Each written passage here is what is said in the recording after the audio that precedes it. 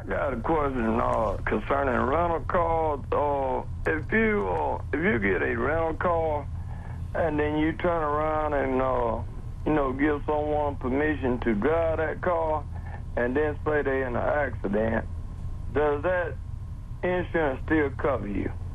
It's a pretty interesting question. Yeah. BJ, you want to take a stab at it? Or? Sure. I would think, Stan, that if you rented the car and you would be covered while you drove the car, and anybody you gave permission to would be covered under your regular automobile policy.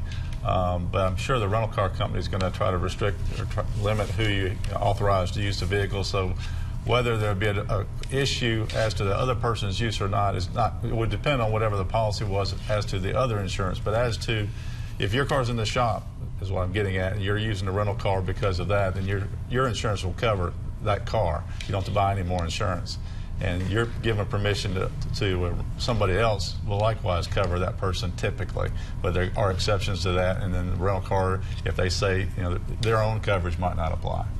Right. Typically, the coverage you take out with the rental car company is going to be restrictive to just you as a driver. So if you're planning on doing that, Stan, I would address that up front with the rental car. It's not going to add really any more cost to the coverage of the insurance you take out with them. You just ought to go ahead and do it. Right, because the insurance company is always looking for a way to deny every claim. That's right. They're going to want that person that you're thinking may drive the car, a copy of their license and that sort of thing. But that's what I would do. Right, I agree.